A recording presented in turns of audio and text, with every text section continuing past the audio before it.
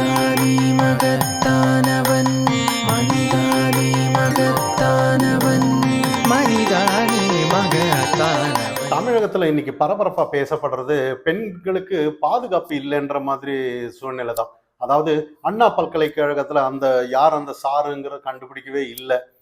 அப்படி அந்த விஷயம் நடந்ததுக்கு அப்புறம் யார் அந்த சாருங்கிறது தெரியாத பட்சத்துல அந்த பெண்மணியோட எஃப்ஐஆர் எல்லாம் லீக் ஆனது. நிறைய விஷயங்கள் இன்னைக்கு மக்கள் மத்தியில காவல்துறை மேலேயே ஒரு பாதுகாப்பு இல்லைன்ற மாதிரி சூழ்நிலை. அதுக்கப்புறம் உச்சநீதிமன்றம் காவல்துறை அந்த கசையை விட்டவங்களுக்கு அபராதம் 25 லட்சம் வச்சது. இதெல்லாம் தொடர்ந்து பார்க்கும்போது உண்மையிலேயே தமிழக அரசுக்கு உண்மையிலேயே பெரிய தலைவலின்ற மாதிரி தான். அடுத்தடுத்து சில நிகழ்வுகள் வந்துட்டே இருக்கு. ஈசிஆர் ரோட்ல ஒரு கார்ல துரத்துறது வீடியோ சமூக வலைத்தளத்துல பரவலா போயிட்டு இருக்கு. எப்படி இந்த தைரியம் எல்லாம் வருதுன்ற மாதிரி தான். அதாவது அந்த அண்ணா பல்கலைக்கழகத்துக்கு அந்த விஷயத்துல சட்ட மசோதா இந்த ஏடிஎம்கே எல்லாம் நிறைய அதுக்கு எதிராக சட்டமன்றத்துல குரல் கொடுத்தாங்க. அப்ப ஒரு ஒரு அதிகாரப்பூர்வமா அதாவது சட்ட மசோதா அதாவது இந்த மாதிரி ஏதாவது ஒரு குற்றம் நடந்தோம்னா அதிகபட்ச தண்டனை கொடுப்போம் இந்த ஆட்சி, அதுக்குண்டான சட்ட மசோதா எடுத்துட்டு வந்துட்டோன்ற மாதிரி நிறைய விவரங்கள் எல்லாம் விட்டாங்க. ஆனா அந்த மாதிரி விட்டுருந்தேன்னா இந்த மாதிரி எப்படி துரத்துறாங்கன்ற மாதிரி. ஆனா இந்த மாதிரி அந்த பெண்கள் அதாவது 3 பெண்கள் ஒரு குழந்தை ஒரு நபர் டிரைவர் போகும்போது 4-5 பேர் கார்ல துரத்துறாங்க. ஆனா கதறி போட்டு நீங்க எல்லாம் பார்த்துருக்கலாம் அந்த வீடியோல. ஆனா அவங்க அவங்க ரிலேஷனுக்கு ஃபோன் பண்ணி அதுக்கப்புறம் போலீஸ்க்கு ஃபோன் பண்ணி அப்புறம் உண்மையிலேயே அந்த போலீஸ் கேஸ் ஆகும்போது கூட அந்த இடத்துல கூட போலீஸ்காரங்க தவறான ஒரு தகவலை வெளியிட்டதா சொல்றாங்க. அதாவது அந்த பெண்கள் மேல தவறு, கார் இவங்க உரசி விட்டுட்டு சாரி கேட்காம போயிருக்காங்கன்ற மாதிரி நிறைய விஷயங்கள் இன்னைக்கு இருக்கு. ஆனா அதுக்கப்புறம் அந்த பாலிமர் செய்தியாளர் அந்த பெண் பாதிக்கப்பட்ட அந்த பெண்ணை பார்த்து பேசும்போது இந்த மாதிரி நீ உங்க மேல சமூக வலைத்தளத்துல இந்த மாதிரி பரபரப்பா வேற மாதிரி பேசுறாங்க, உண்மையிலே நடந்தது என்ன அப்படின்னு கேட்கும்போது அந்த பெண் எல்லா விஷயம் போலீஸ்காரங்களுக்கு நான் சொல்லிட்டோம், நாங்க எந்த ஒரு இடிக்கல எந்த மாதிரி உரைக்கல, நாங்க எங்க பாட்டில் தான் வந்தோம், அவங்க தான் எங்களை துரத்துனாங்கன்ற மாதிரி. அவங்க துரத்துனது இல்லாம நடு ரோட்ல மறைக்கிறாங்க அந்த வீடியோல.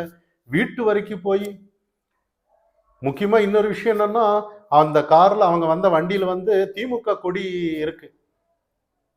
அப்ப எல்லாமே இங்க மக்கள் மத்தியில பார்க்கப்படுறது அண்ணா யூனிவர்சிட்டி ஆனாலும் சரி, இங்க என்ன விஷயம் நடந்தாலும் சரி அது எல்லாம் திமுக காரங்களான்ற மாதிரி ஒரு நிறைய கேள்விகள் இங்க வருது. ஆனா இவங்களுக்கெல்லாம் அந்த தைரியம் யார் கொடுத்ததுன்ற மாதிரி தான்.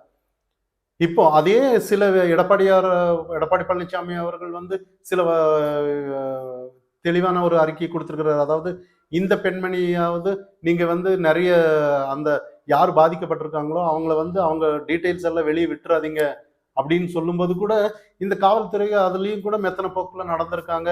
அந்த பெண்மணி பேரு எல்லாமே போட்டு அந்த மாதிரி சில சமூக வலைத்தளத்துல நியூஸ் பரவலா போயிட்டு இருக்கு இப்போ. ஆனா உண்மையிலேயே இந்த மாதிரி நிறைய விஷயங்கள் இப்போ அப்படி என்ன அந்த பெண்கள் என்ன தப்பு செஞ்சுட்டாங்க, இப்போ யார் அந்த சாருன்னு தானே கண்டுபிடிக்கணும். அந்த சார் யாருங்கிறதுல தான் மும்முரமா இருக்கணும். அதுக்கு முன்னாடி இந்த பெண்கள் இந்நேரத்துல இப்ப சில தவறான தகவல் பெண்கள் மேலேயே குற்றம் சுமத்திட்டானா யாரு இதே அடுத்த முறை நல்ல ஏதாவது ஒரு கம்ப்ளைண்ட் கொடுக்க வந்தாலும் கூட அவங்க என்ன நினைப்பாங்க, திரும்பி கம்ப்ளைண்ட் கொடுக்கும்போது நம்ம மேலேயே திருப்பி விட்டுருவாங்களோன்ற மாதிரி தான் நிறைய விஷயங்கள் இன்னைக்கு சினிமா மாதிரி தான் நடந்துட்டு இருக்குன்னு நம்ம சொல்லலாம். இப்ப இதே அந்த நபர்கள் பணக்காரங்களா வசதி படைத்தவர்களா இருந்தா என்ன பண்ணுவாங்க, போலீஸ்காரங்க அவங்களையே அந்த பெண்மணியே வாபஸ் வாங்க கேஸ்ன்ற மாதிரி சில நிலைப்பாடுகளும் வரலாம். நிறைய இங்க சந்தேகங்கள் வரலாம். ஆனா இவங்களுக்கெல்லாம் ஒரு அச்சுறுத்தல். இப்போ ஒரு மக்கள் மத்தியில பேசப்படுறது என்னன்னா இதே சாதாரண ஒரு பெண்களுக்கு ஏதாவது ஒண்ணு நடந்தா வசதி வாய்ப்பு இல்லாத நடந்தா அவங்க நாளைக்கு ஒரு போலீஸ் நாடிதான் போகணும். அந்த இடத்துலையும் அவங்களுக்கு சரியான ஒரு நீதி கிடைக்கலன்னா அவங்க என்ன பண்ணணுன்ற மாதிரி தான். அவங்களோட டீட்டெயில்ஸ் எல்லாம் வெளியில கசிய விட்டுட்டோன்னா எப்படி இருக்குன்ற மாதிரி தான். இதுக்கு முன்னாடியே உச்சநீதிமன்றத்துல ஒரு கண்டன அந்த மாதிரி எஃப்ஐஆர் கசிய விட்டதுக்காக ஒரு பனிஷ்மெண்ட் மாதிரி தான் 25 லட்சம் போட்டது. அப்பவும் கூட மறுபடியும்ன்ற மாதிரி தான் நிறைய நிலைப்பாடுகள் இங்க இருக்கு. ஆனா இதெல்லாம் தாண்டி ஆளுங்கட்சி இன்னைக்கு அதெல்லாம் பார்த்து வேடிக்கை பார்த்துட்டு இருக்காங்களான்ற மாதிரி தான். உடனடியாக ஒரு அறிக்கை, யார் அது என்ன ஏது, உண்மையிலேயே கண்டுபிடிச்சிட்டாங்களா, என்ன ஏது விளக்கம், யார் அந்த சாரு யார் அந்த காருன்னு வெளியில வர்றதில்ல. ஆனா அந்த பெண்மணிங்க ஏதோ ஒரு தவறு மாதிரி சமூக வலைத்தளத்துல போடுறது வந்து உண்மையிலேயே இது வந்து ஒரு ஆக்கப்பூர்வமான ஒரு அரசியல் நடந்துட்டு இருக்கா தமிழகத்துலன்ற மாதிரி கேள்விகள் தான் மக்கள் மத்தியில பேசுறது. உண்மையிலேயே யாரு அந்த கார்ல இருக்கிற நபர்கள் யாரு, எந்த தைரியத்துல வந்து அந்த மாதிரி சில விஷயங்கள் பண்றாங்க. இங்கெல்லாம் அந்த வீடியோ பார்த்துருக்கலாம். அப்ப இந்த தைரியத்தை தந்தது யாரு? சரி, இதே மாதிரி நாளைக்கு நடந்தாலும் கூட, இன்னைக்கு வீட்டு வாசல் வரைக்கும் போயிட்டாங்க, நாளைக்கு வேற மாதிரி நடந்தோம்னா அப்போ ஒரு தண்டனை. இப்ப சட்ட மசோதா வந்து இது நடந்துருச்சு, இந்த மாதிரி சட்ட மசோதா நாங்க எடுத்துட்டு வந்துட்டோம், எந்த மாதிரி தண்டனை கொடுத்தீங்க, எப்படி கொடுத்தீங்கன்னு மக்களுக்கு ஒரு முன்னுதாரணமா ஏதாவது ஒரு எடுத்துக்காட்டு இருக்கான்ற மாதிரி அங்க இல்ல. காவல்துறை வந்து இன்னைக்கு நிறைய விஷயங்கள் வந்து ஒரு ஆதரவா போயிட்டு இருக்காங்களோ அரசியல்வாதிக்குன்ற மாதிரி நிறைய குற்றச்சாட்டுகள். உண்மையிலேயே நம்ம காவல்துறையோட தவறுன்னு நம்ம சொல்லல. காரணம் என்னன்னா, நிறைய விஷயங்கள் இன்னைக்கு வந்து அரசியல் குறுக்கீடு அவங்களுக்கு இருக்கிறதுனாலதான் சரியா அவங்களோட பணிகளை செய்ய முடியலையோன்ற மாதிரி இருக்கு. நிறைய இன்னைக்கு வீடியோ நிறைய விஷயங்கள் இன்னைக்கு ஓடிட்டு இருக்கு. அதாவது காவல்துறை மேல நிறைய கெட்ட பேரு தான் அப்படின்ற மாதிரி. அது அரசியல் குறுக்கீடு இருக்கா, மக்கள் இதே தொடர்ந்தா வந்து மக்கள் ஒரு வெறுப்பான கண்ணோட்டத்துல பார்க்க மாட்டாங்களான்ற மாதிரி தான். இப்ப இதே நிறைய விஷயம் இன்னைக்கு வந்து இந்த மாதிரி விஷயம் எல்லாம் இன்னைக்கு பார்க்கப்படுறது இல்ல. அதே இப்ப நம்ம ஈரோடு இடைத்தேர்தல் ஆனாலும் கூட எல்லாம் பெரியார் வச்சு எல்லாமே இப்ப வந்து பெரியார் தான் இன்னைக்கு பேசிட்டு இருக்காங்கன்ற மாதிரி.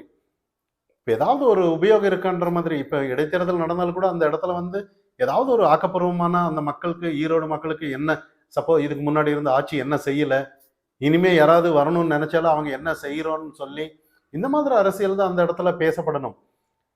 அதாவது அரசியல் கொள்கை வேற மாதிரி இருக்கலாம். இப்போ தேர்தல்னு வரும்போது அந்த களத்துல வந்து மக்களுக்கு என்ன தேவை, மக்களுக்கு இதுக்கு முன்னாடி ஆட்சி என்ன செஞ்சிருக்காங்க, நாங்க வந்தா என்ன செய்யறோம், இந்த மாதிரி ஒரு செயல் தான் அந்த இடத்துல நடக்கணுமே ஒழியா இன்னைக்கு முழுக்க முழுக்க பெரியார் பத்தி அந்த இடத்துல ஈரோடு பத்தி பேசி, இதே மக்கள் மன்றத்துல எல்லாம் பேசி ஏதாவது ஒரு உபயோகமான ஆக்கப்பூர்வமான ஏதாவது ஒரு ஒரு விஷயம் இருக்கா இதனால அப்படின்ற மாதிரி தான். இந்த எவ்வளவு விஷயம் பெரிய பெரிய விஷயம் நடந்துட்டு இருக்கு பாருங்க. இதே போன 10 நாளைக்கு முன்னாடி ஒரு நாள் ஒரே நாள்ல 8 செயின் பறிப்பு. அதுல வந்து ஒரு பெண் காவலர் வேற. எந்த தைரியம், இதெல்லாம் எப்படி இந்த தைரியம் வந்துச்சுன்ற மாதிரி தான். அவங்க வந்து எதுவுமே பனிஷ்மெண்ட் இல்லைன்ற மாதிரி தமிழகத்துல நினைச்சிருக்காங்களா என்னன்னு தான். இல்ல, ஏதாவது ஒரு அரசியல் பலம் எனக்கு இருக்கு, அதனால வந்து என்ன வேணும்னாலும் நான் செய்யறேன்ற மாதிரி தான். உண்மையிலேயே யார் அந்த சாருங்கிறது கண்டுபிடிக்கவே இல்லைன்னு தான், அது தெரியாமல்லாம் இல்லைன்ற மாதிரி தான் மக்கள் மத்தியில பேசுறாங்க. அது ஏன் சட்டப்பூர்வமா ஏன் அவங்களெல்லாம் வெளிக்காட்டுறதுக்கு பயப்படுறாங்கன்ற மாதிரி தான். இப்பவும் கூட அந்த பெண்கள் பத்தி ஃபுல்லா விஷயம் ஓடிட்டு இருக்க ஒழிய கார்ல வந்தது யாரு, அந்த மாதிரி விஷயங்கள் வெளியே வர்றதில்ல. அப்ப இந்த மாதிரி ஒவ்வொரு விஷயமும் மறைக்கப்படும் போது வந்து பின்புலத்துல யார் இருக்காங்கங்கிற ஒரு கேள்வி வரும். அப்படி அது அரசியல்வாதி இருந்தாலும் கூட, ஓ இந்த அரசியல் நிலைப்பாடே இப்படிதானோ, மக்கள் மத்தியில ஒரு தவறான கண்ணோட்ட புரிதல் உண்டாகும். இதனால ஆளுங்கட்சி ஆனாலும் சரி, யாரானாலும் அதே அடுத்த தேர்தல்ல வந்து உண்மையிலேயே புறக்கணிக்கதான் செய்வாங்க. அப்ப இந்த மாதிரி ஒரு சில விஷயங்கள் நடக்கும்போது வந்து மக்கள் மத்தியில வந்து ஒரு ஆக்கப்பூர்வமா நாங்க செயல்படுறோன்ற மாதிரி காட்டினாதான். இன்னைக்கு எல்லாமே ஒரு செட்டப்ன்ற மாதிரி தான். டங்ஷன் விவகாரம் ஆனாலும் சரி, என்ன டங்ஷன் விவகாரத்துல உண்மையிலேயே அண்ணாமலை அவர்கள் அந்த இடத்துக்கு போய் உண்மையிலேயே ஆக்கப்பூர்வமா ஒரு அரசியல் எடுத்துட்டு போனாரு. சைலண்டா ஒரு வேலையை முடிச்சிட்டாருன்னு தான் நம்ம சொல்லலாம். அந்த இடத்துல உண்மையிலேயே மக்கள் கொண்டாடுறாங்க. உண்மையிலேயே மோடி அவர்கள் இந்த ரத்து செஞ்சதா சொல்லி, அண்ணாமலை தான் ஒரு சாத்தியம் ஆச்சுன்னு சொல்லி நிறைய அந்த மாதிரி. அப்ப அந்த இடத்துல ஒரு பாராட்டு விழான்னு சொல்லி உண்மையிலேயே எல்லாருமே அதை ஒரு உரிமை கொண்டாடுற மாதிரி தான். நிறைய விஷயங்கள் இன்னைக்கு வெளிப்படையா வந்து நிறைய மக்கள் எல்லாமே ஒரு செட்டப் தான்ற மாதிரி இருக்கு இன்னைக்கு. அதாவது நல்ல ஆட்சி எங்க இருந்தாலும் கூட பாராட்டுன்னு. ஆனா உண்மையிலேயே மக்கள் இப்பெல்லாம் முந்தியெல்லாம் ஒரு தலைவர்கள் வந்தாங்கன்னா, எம்ஜிஆர் வந்தாலும் இல்ல ஜெயலலிதா அம்மா வந்தாலும் கூட அந்த அளவுக்கு கூட்டம் கூடுறாங்க. எவ்வளவு கூட்டம் கூடுறது அதெல்லாம் நம்ம கண்கூட பார்த்துடுறோம். இப்பெல்லாம் ஏதாவது ஒரு மீட்டிங் நடத்தணும்னா அதுக்கெல்லாம் ஏஜென்ட் வச்சு ஆளை கூட்டிட்டு வர்றதுக்கு கூட இன்னைக்கு ஏற்பாடா இருக்கு. அவங்களுக்கு காசு கொடுத்து, பிரியாணி கொடுத்து, இல்ல மத்த அவங்களுக்கு ஏதாவது ஒண்ணு கொடுத்து, அதை கவர்மெண்ட் பஸ்ஸில் கூட எல்லாம் ஏற்றி வந்து கூட்டம் கூடுற மாதிரி, மோடி ரோட் ஷோ நடத்தின மாதிரி நிறைய விஷயங்கள் இன்னைக்கு நடந்துட்டு இருக்கு. ஆனால் உண்மையிலேயே நல்லபடியாக ஒரு ஆட்சி நடந்துச்சுன்னா எல்லாம் மக்கள் தானாக வந்து கூடுவாங்க. உண்மையிலேயே சொல்லணும்னா மக்கள் உண்மையிலேயே தெரியும் எல்லாருக்கும். எத்தனை நாள் தான் இந்த அரசியலில் இந்த மாதிரி காசு கொடுத்து ஆளுங்களை கூட்டி வாழ்க ஜே அப்படின்னு சொல்லி தனக்குத்தானே புகழாரம் சொல்லிட்டு இந்த மாதிரி அரசியல் வந்து நீண்ட நாள் வராதுன்ற ஒரு ஆக்கப்பூர்வமான அரசியல். மக்கள் மத்தியில் வந்து இதுக்கு முந்தி நடந்தன பெரியார் வச்சு எத்தனை காலம் தான் ஓட்டணுன்ற மாதிரி தான் இன்னைக்கு பார்க்கப்படுறாங்க.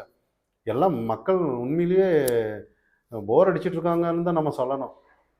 அடுத்தடுத்து இந்த மாதிரி ஒரு குற்ற செயல் டெய்லி நடந்துட்டு இருக்கும்போது அரசாங்கத்து மேல ஒரு நம்பிக்கையின்மை வந்துடும். அப்படி வந்தான்னா அடுத்த ஆட்சி கேள்விக்குறிதான்.